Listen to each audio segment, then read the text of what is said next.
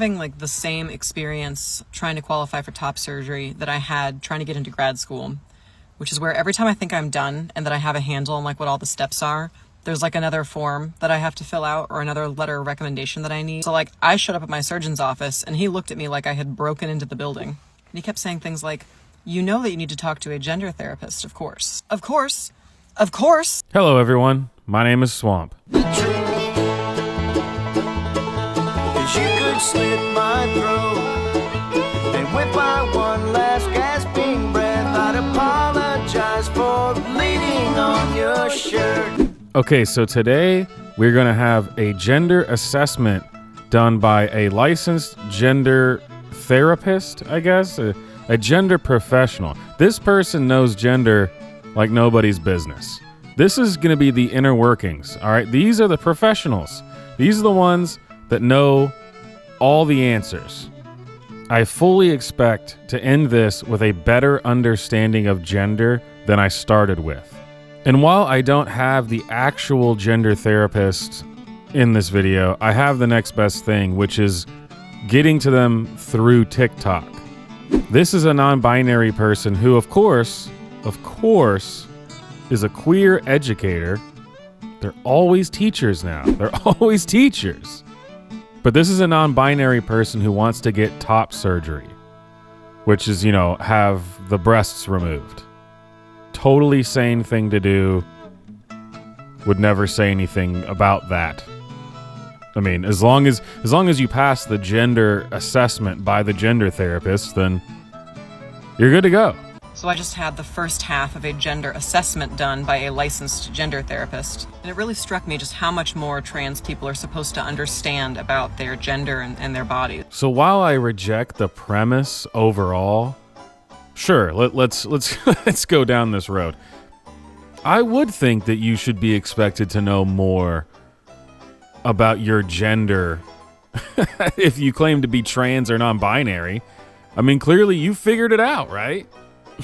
You figured something out that no one else ever could figure out. It's a whole, I mean, you've done it. You cracked the code. I would expect you to know more about that. Yes, continue. The language we're expected to just have in order to describe like really highly nuanced feelings. I wrote down some of the questions. So if you're cisgender, meaning that you jive with your gender assigned at birth, do me a favor and like really think about how you would answer these questions. And that was actually the part that made me decide to do a video on this. Before I heard any of the questions, I knew that this was going to be good. This was going to be some good stuff. All right, I'm ready. I am a cisgendered man ready to jump into your shoes. Go. Number 1, what is your connection between your physical body and your experience with gender? What is your connection with your physical body and your experience with gender? Huh. Well, I guess when I stand up to pee, I know that my gender is male. I guess, right? What?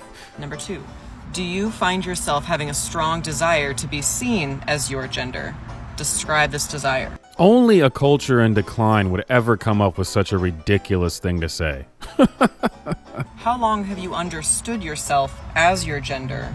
Describe this experience. And describe your relationship with your secondary sex characteristics, meaning the characteristics that developed in your body after puberty. These are clearly questions that were developed with a end goal in mind, right? Because no normal, healthy person would ever think any of these things, ever. It would never cross your mind.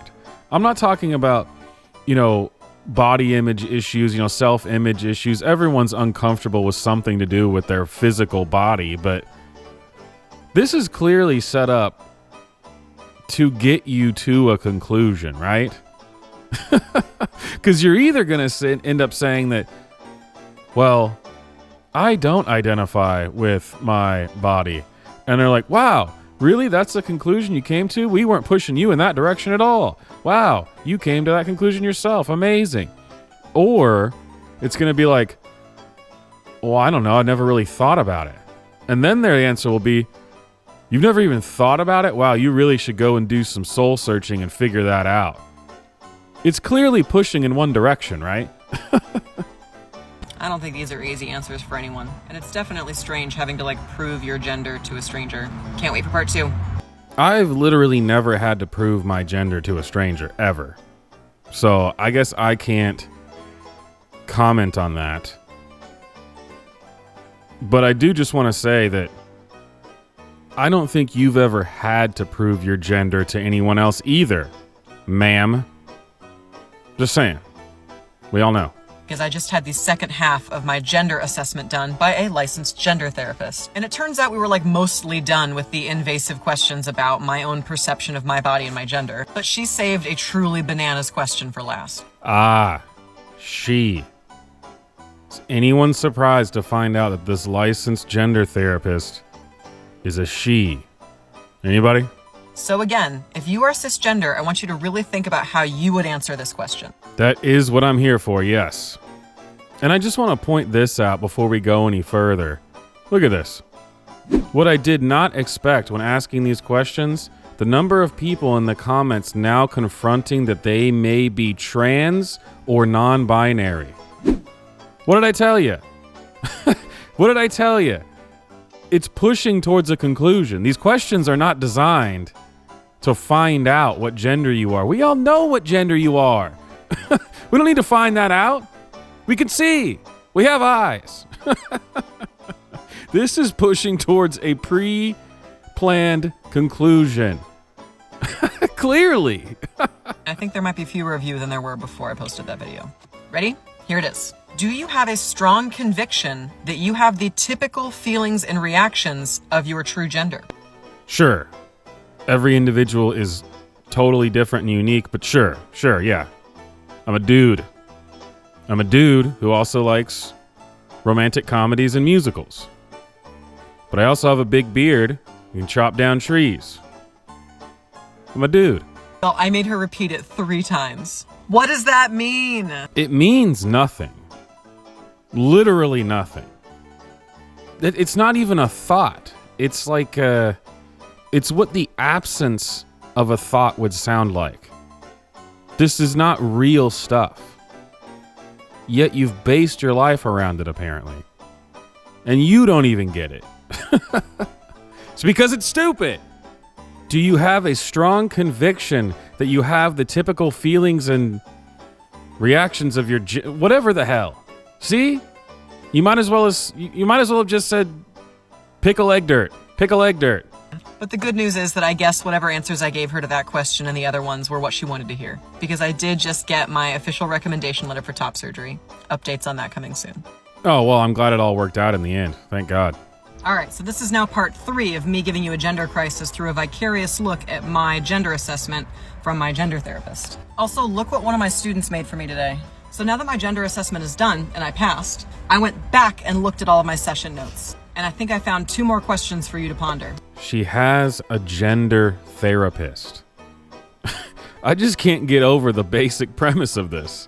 I mean, that should only be reserved for something when, there's something seriously wrong. Like what we used to call transgender people. People who had gender dysphoria, which was a serious mental illness. But I guess now it's for queer high school teachers. I don't know. The one thing I do know is while recording this, I'm drinking a beer and eating beef jerky. No dysphoria for me. I'm a dude. Question 1. Do you have a strong desire to be treated as a gender other than the one you were assigned at birth? No. But that's because no one is assigned a gender at birth. Unless you're referring to God. I guess he assigned you a gender, I suppose. And you've rejected that. And question 2, how would a change in your physical body change your life? Well, that's easy. I mean, I'm already 6'1", but if I had a 6-pack, I'd get more chicks. Duh. God. Jeez, so many macho dude jokes in this video. Now, a lot of people have been criticizing these questions, and I understand why. But honestly, they didn't really bother me that much. I'm just frustrated by the never-ending labyrinthian task that is navigating the medical system in order to get a gender-confirming surgery. My favorite comment from last time was, "Congratulations on solving your Sphinx riddle." I promise to keep you posted from here. I swear, this person is speaking a completely different language. I have no idea what she's talking about. Really, the only takeaway that I have from this is that you have allowed somebody else to cloud your mind. You learned these things, okay?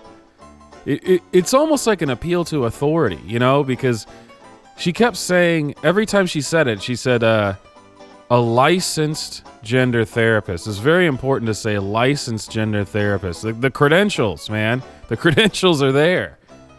They must know what they're talking about. Surely they wouldn't just give someone a license. Anyway, let me know if any of these questions have now made you realize that you're trans or non-binary. And if so, I apologize. That's my bad. My name is Swamp. Hit like, hit subscribe, check out the merch, and I'll see you guys next time.